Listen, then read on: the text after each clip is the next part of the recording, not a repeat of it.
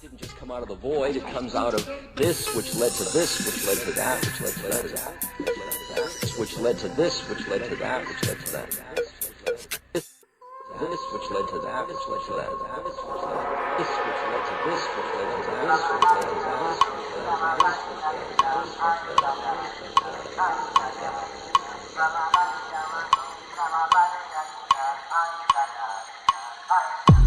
Okay.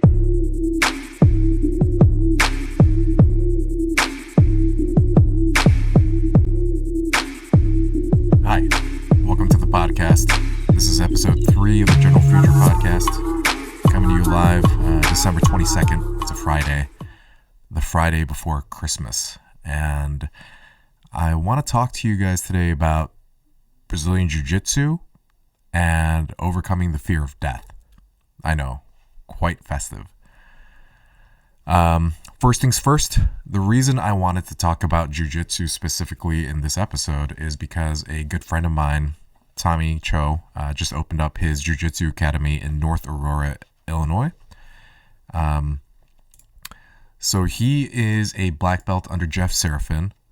I met him when I first started training at B1 Brazilian Jiu-Jitsu in Naperville, which is where I currently still train.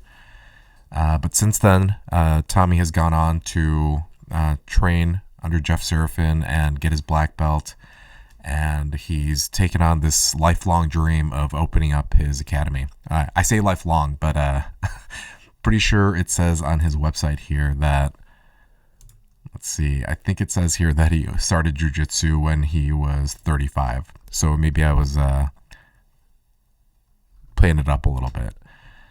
But anyhow, if you happen to be in the North Aurora, Batavia, West Chicago, that area, and you're looking to train jiu-jitsu, I would highly recommend going out and checking out his academy. He just opened. His first class was this past Monday. And yeah, best wishes for Tommy as he continues on in this journey of being a jiu-jitsu instructor and opening his own school. A little bit more about Brazilian Jiu-Jitsu for those of you who may not be familiar.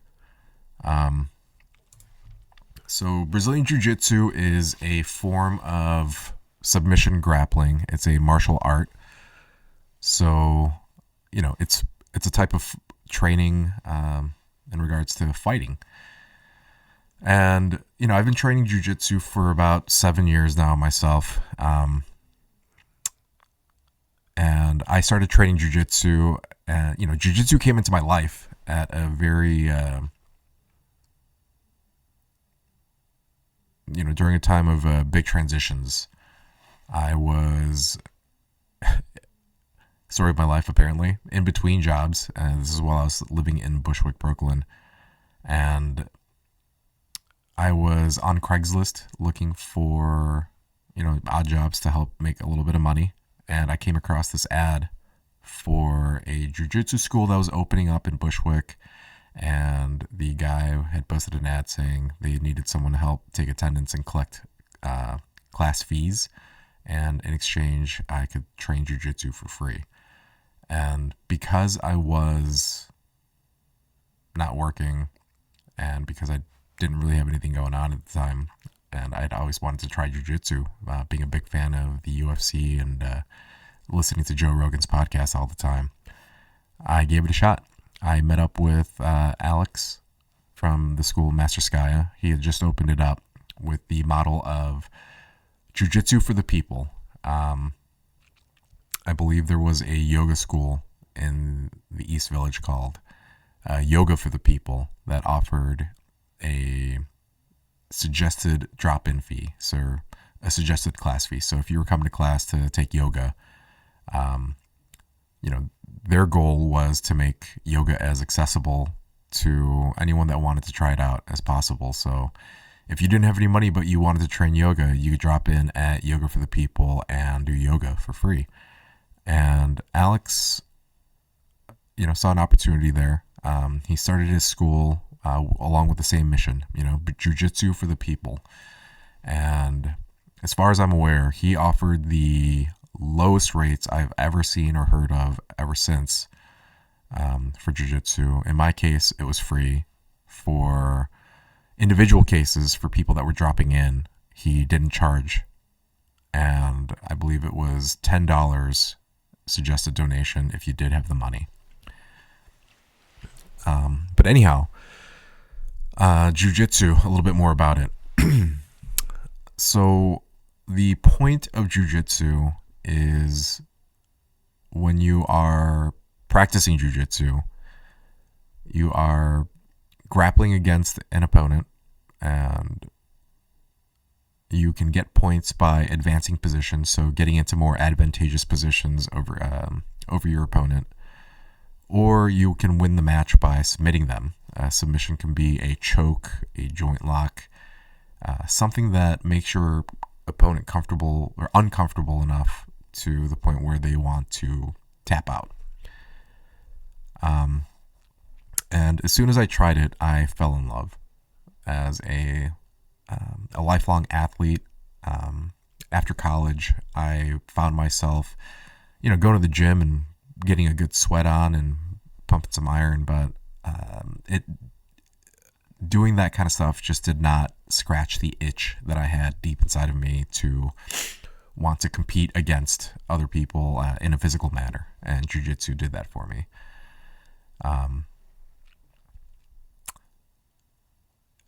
I also quickly found that jiu-jitsu, but even if you're a big, strong dude who was very physically powerful, fast, flexible, all these great attributes, if you didn't know jiu-jitsu, if you didn't know what you were doing,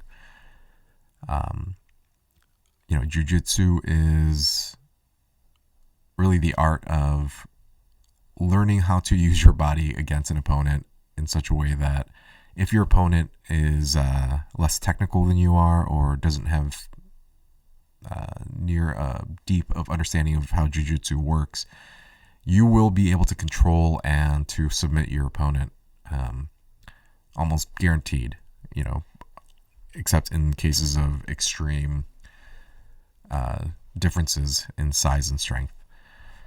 And I absolutely love that about jiu-jitsu. It was the first sport that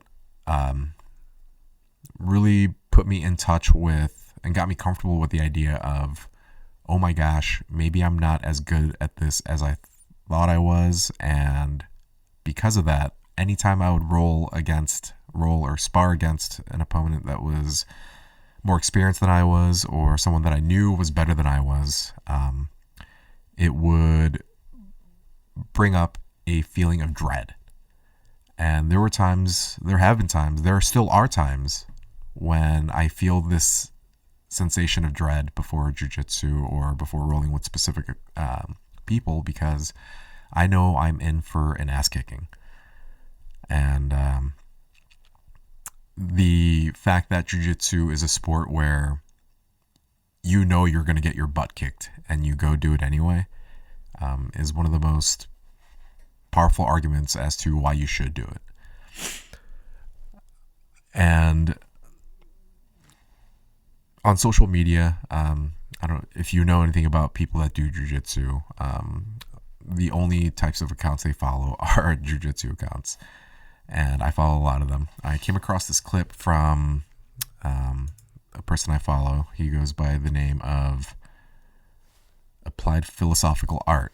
His name is Mikhail Latif, and he's a professional fighter. This is a clip from another podcast that he was on, and the way that he describes the real value, like the spiritual value of training martial arts, really caught my attention, and I wanted to share it with you guys. Because at the root of competition, there's something that we don't talk about. We're mortal. And that's what it is. And war brings out that hard conversation of your impermanence. And so martial arts are closer to that difficult conversation, which is more of an internal conversation than a person-to-person conversation, where you have to contemplate and make peace with your mortality and what that means to you and what you want to do about that, and then decide what's really important. And when you do things like fight, you think about those a little bit more because you're talking about it in a very like concrete sense. You're like, this is like something that could save your life. Even without teaching it, you're like, look, jiu-jitsu, you choke this, you have to let go because it could kill someone. Likewise, if your partner didn't let go, you could die. You don't talk about that as openly in soccer and in basketball. And I'm not putting down soccer and basketball. I like sports. I think they have a lot of benefit. But martial arts have that little tacit discussion about mortality caked into them. Yes. Right? And so now you got even kids like, oh, this is not a game. This is life and death. This is fighting. Yeah. This is war. And everything behind it, no one gets out of here alive. Everything behind it has that caked into it. We are mortal on this planet. We're not going to be here forever. So it's good to think about those things and come to conclusions about what is really important. Yeah, powerful stuff.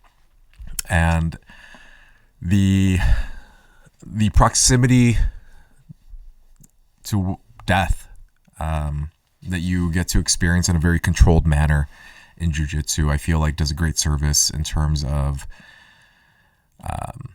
it grounds you because and you realize, number one, how weak and incapable any individual is, and how quickly and how tenuous our grasp on this life really is. And, no matter how good you get at jiu-jitsu, even if you're the best jiu-jitsu player in the world, even the greatest, it's always a competition. There's always a chance for the opponent to beat you.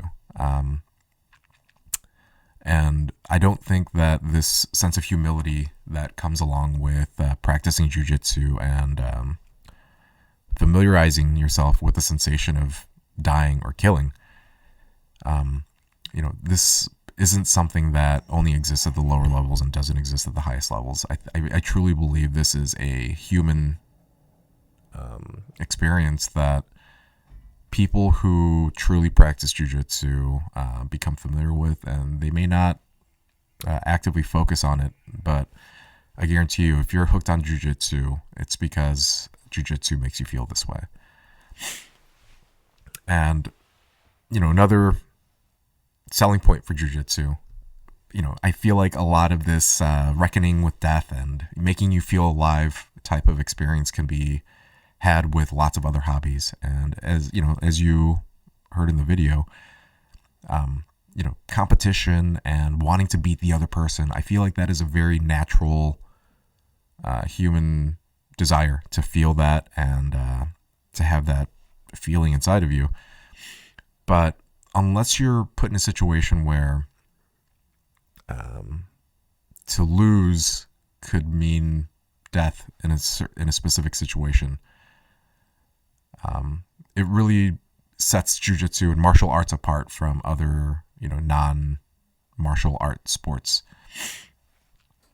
But that being said, if you have another hobby, if you play another sport that makes you feel alive, I'm glad you have it. It wasn't until I found this hobby of jiu-jitsu, this lifestyle, that I truly felt a deeper connection to myself physically as well as spiritually. And, jiu-jitsu does tick so many boxes all at the same time. It's an incredible workout. You're forced to use all parts of your body. You are constantly wrestling with your opponent. You have to be physically fit in terms of your cardio, your strength, your flexibility, and your proprioception, your ability to where your body is in space. Nothing that I have done physically has put me as in touch with myself as jiu-jitsu has. Jiu-jitsu it's a skill game, right? So when you're a beginner and you don't know anything, you will get absolutely trounced by people that do have more skills than you. But as you go and you learn new skills, and as you see that you are able to apply those skills against people that may not have as much time doing jiu-jitsu as you, it builds confidence. It shows you the level of progression that you've made, while you were putting that time in on the mats. In a past life when I was just lifting weights a lot, this building of confidence it was a false confidence, right? So obviously in weightlifting, you have these goals that you set for yourself where you say I was squatting 350 pounds and I have a goal of squatting 400 pounds by next year. As I train and continue to build up my body to be able to perform that lift, as I get closer and closer to that goal number, my confidence to hit that goal will increase. However, the type of feedback, the type of direct application of skills, and the immediate feedback that you're going to get from your opponent in case you are not doing a move correctly or have misstrategized, what it is that you want to be doing in that moment. That confidence is going to be proven to be false confidence real quick if you don't actually know what you're doing. Another thing that jiu-jitsu has been huge for me, I have not found a sense of camaraderie and community like I have at my current school at B1 Jiu-Jitsu, and I'm sure the same could be said for almost anywhere where people train regularly. The relationships that I have built in class, the relationships that I have formed online with people that I like to talk about jiu-jitsu with on the internet, the fact that I have traveled and I have done jiu-jitsu in new places, and as soon as I've stepped on the mats there, people have welcomed me with open arms. These things are all possible because of the sense of humility that comes along with training jiu-jitsu. The humility comes in not knowing that you are a more dangerous person than you were before. But again, those constant, small, tiny reminders of death that you are bumping up against every time you're in a chokehold and you see the edges of your vision starting to black out, and you know that if you just get your hand underneath that person's arm, which is under your chin, if you can just loosen that grip a little bit, you can survive and you can proceed and you can escape and you can try to improve your position and reverse them and, get your opponent in your own chokehold. But the willingness to be able to accept that if you can't fight out of that position, that you have to tap out, that you are indicating to your opponent that, hey, if I don't tap out, you could have killed me. That sense, if a person is properly and has been training jiu-jitsu for long enough, this is a sense of humility that will develop and is immediately palpable in jiu-jitsu communities, which I absolutely love. And then finally, there's the self-defense benefit. That isn't for nothing. I truly believe that anyone that knows jiu-jitsu is going to be better equipped to defend themselves on the streets than anybody who has not.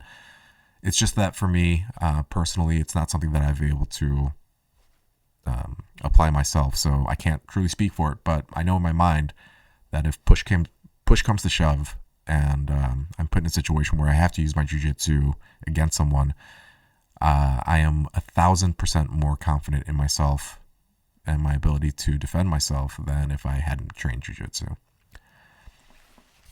But yeah, all that being said, jiu-jitsu and this concept of death is something that I want to talk about. And another reason why I wanted to talk about this topic is because I mentioned this podcast on my last episode, Matt and Shane's Secret Podcast. The host of that show, or one of the hosts of that show, Matt McCusker, had Duncan Trussell, another one of my favorite stand-up comics, on the podcast this past week. And surprise, surprise, they were talking a little bit about death and our fear of death specifically that seems to be throwing people for a loop. And here's a clip from this latest podcast that I want to share with you guys, where they talk about this and really what it is that the fear of death, may be doing to us. And, maybe it's the reason for all the craziness that we're seeing in the world today. Tell me what you think.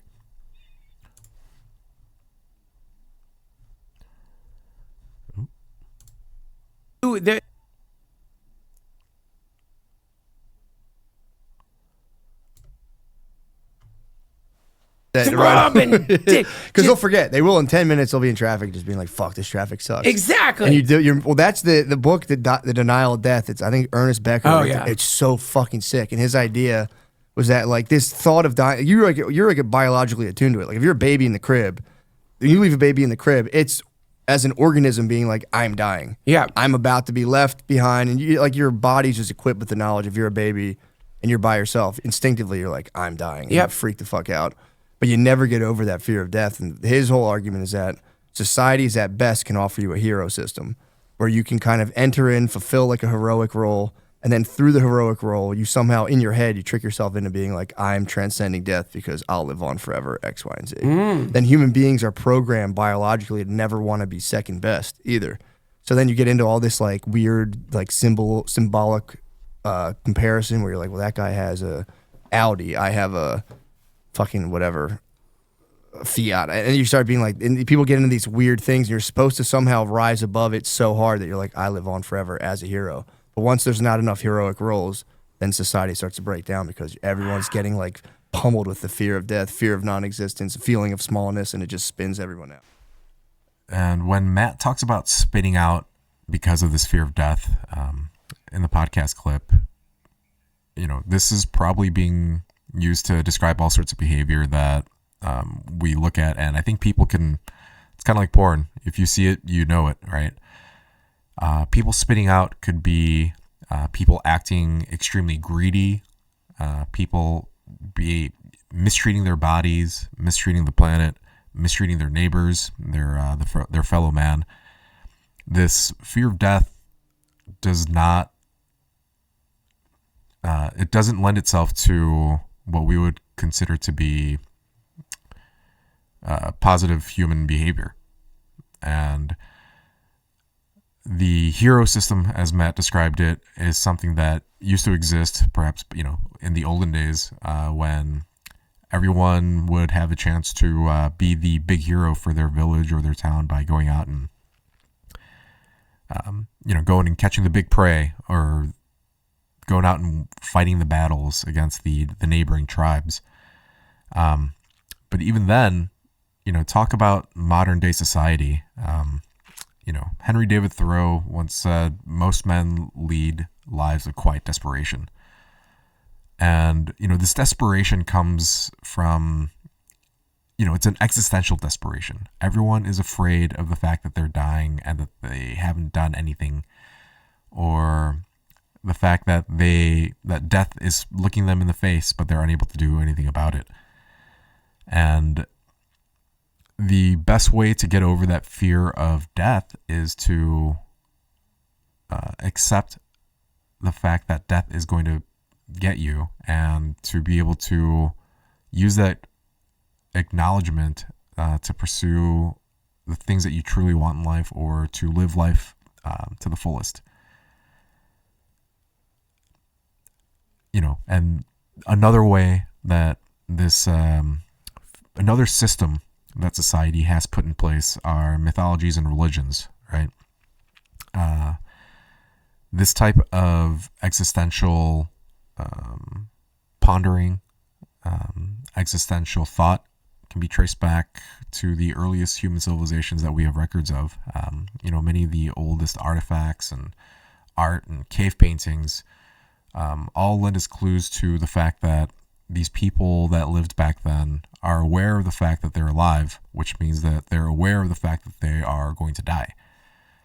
And, on the note of religion, we're celebrating Christmas, and, it's cool. I like Christmas. I like the idea of spreading joy, peace on earth, good tidings to all. But it's based off of a religion and that was built on stories that were told 2,000 years ago. And, if we want to truly nip this fear of death in the bud and make it as applicable to as many people that are alive today as possible, I think we have an opportunity to create a new story, one that everyone can agree with, that makes sense given the context that we're all living in today. It's based off of the commonality of humanity, the thing that we all have in common, the fact that we're all going to die, but more importantly, the fact that every birth should be celebrated like it's the birth of that very own person, Savior, because that person that has just been born is ultimately going to be the only one that can provide themselves with any kind of salvation when they finally are able to transcend that fear of death. And however that fear of death gets transcended, that part it's not my intention to describe how and why and what method should be used, but really it's more about talking about this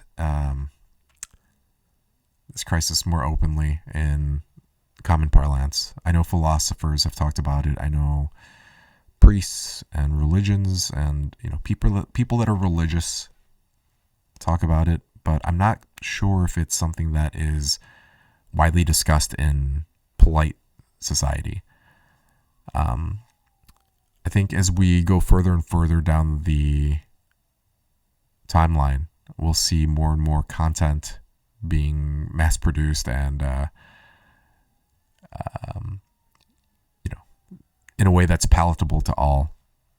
So I think we're on a good path there. Most recently, there was a new show that came out on Netflix called Carol and the End of the World.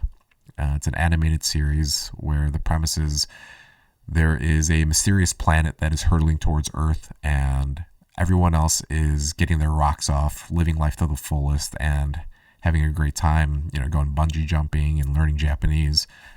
But the protagonist of the story, Carol, is just always bored. She's boring. She's always nervous and anxious. And instead of this end of the world becoming a freeing thing like it has for so many other people, she finds refuge and solace, and she finds her own way to deal with the fact that the world is ending through the relationships she forges at a weird office at a business that continues to operate at the end of the world. I won't go too far into what it is that they're actually doing there, but really the moral of the story here is this type of salvation and this type of making sense of the world and getting over the fear of death can be anything. It doesn't have to be jiu-jitsu. It doesn't have to be a new religion. It's available to everyone, but I just know that it's something that has to be dealt with by everyone at the individual level. If we ever hope to have a civilization that is focused on just the promotion of love, just the spreading of good vibes, I believe that this reckoning with our own deaths is something that truly stands in the way of us being able to love ourselves and our neighbors as fully as possible. With that being said, happy holidays to everyone. This will likely be my last episode of 2023, unless I can get one out over the holidays next week. But I just found out today that there was the song, the Christmas, that song was sung every year by Darlene Love on David Letterman for many, many years. I believe this aired 1986. This was the very first performance, and I believe Darlene Love performed this song on David Letterman every year until 2014. So without any further ado, here's Darlene Love singing Christmas, happy holidays, and if I don't talk to you until then, happy New Year. I'll catch you guys on the next one. Peace. All right, this is going to be great. In 1963, my next guest recorded a song called Christmas Baby, Please Come Home. It was that very first rock and roll Christmas hit ever. Yeah, and has been released as a single every year since. It is also one of the most popular tunes on this legendary album right here, Phil Spector's Christmas album. There it is, right there. Ladies and gentlemen, here singing it tonight with our band, please welcome the one and only Darlene Love.